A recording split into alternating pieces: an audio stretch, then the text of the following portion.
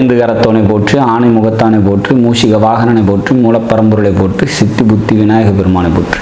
குருவே சரணம். இணையத்தாள் இணைய மீதங்களுக்கு வணக்கம்.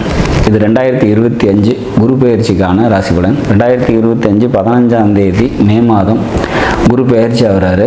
ரிஷப ராசியிலேருந்து பயிற்சி ஆகி மிதுனத்துக்கு போகிறார். சரி, இது எந்த வகையில் மாற்றங்களை நன்மைகளை ரிஷபத்துக்கு தரும், அதாவது ரிஷப ராசியில் பிறந்தவங்களுக்கு தரும் அப்படிங்கிறத பார்க்கலாம். ரிஷப ராசியை பொறுத்த வரைக்கும் இது வரைக்கும் ஜென்மத்தில் குரு இருந்தார்.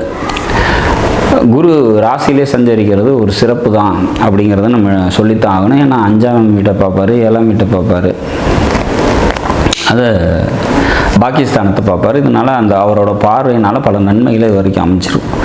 இது இப்போ 2ஆம் வீட்டுக்கு வர்றாரு. 2ஆம் வீட்டுக்கு வந்தால் என்ன மாதிரியான பலன்களை தருவார் அப்படிங்கிறத பார்க்கலாம். 2ஆம் வீட்டில் இருக்கும்போது 6ஆம் வீட்டை தன்னோட 5ஆம் பார்வையை பார்ப்பார். அப்போ தாய் வழி சொந்தத்தால் நன்மைகள் ஏற்படும். வேலைக்கு போயிட்டுருக்கீங்க அப்படின்னாக்கா வேலையில் ப்ரொமோஷன் கிடைக்கிறதுக்கான வாய்ப்புகள் உண்டு. வேலை நல்லபடியாக அமையும். இது வரைக்கும் வேலை இல்லாமல் கஷ்டப்படுறீங்க அப்படின்னா வேலை கிடைக்கிறதுக்கான வாய்ப்புகள் உண்டு அப்படிங்கிறத நம்ம எடுத்துக்கலாம். 6ஆம் வீடு தைரியம், தன்னம்பிக்கை, வீரியம் இதெல்லாம் அதிகரிக்கக்கூடிய வகையில் சூழ்நிலைகள் அமையும் அப்படிங்கிறதையும் நம்ம எடுத்துக்க முடியும். 6ஆம் வீட்டை குரு பார்க்கறது எதிரிகளை வெல்லக்கூடிய, கடன் பிரச்சனைகள் இருக்கீங்க அப்படின்னா அதெல்லாம் கொஞ்சம் மட்டுப்படுறதுக்கான வாய்ப்புகள் மிக அதிகமாக உண்டு அப்படிங்கிறத நம்ம உறுதியாக சொல்ல முடியும் இந்த குரு பெயர்ச்சியில்.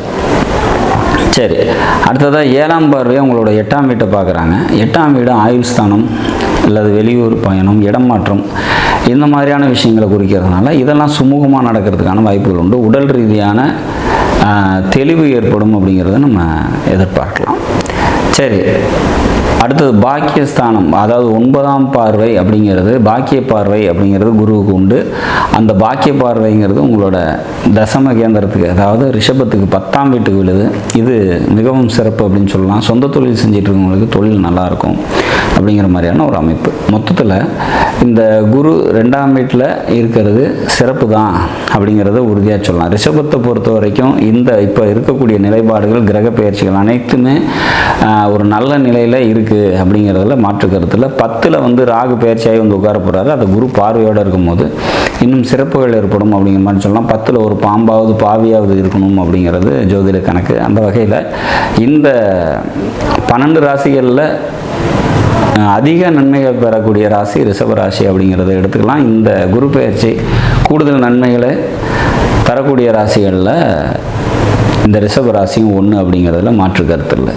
நாடும் நாட்டு மக்களும் நலமுடன் வாழ நவகிரகங்களை வேண்டி அமைகிறேன். நன்றி, வணக்கம்.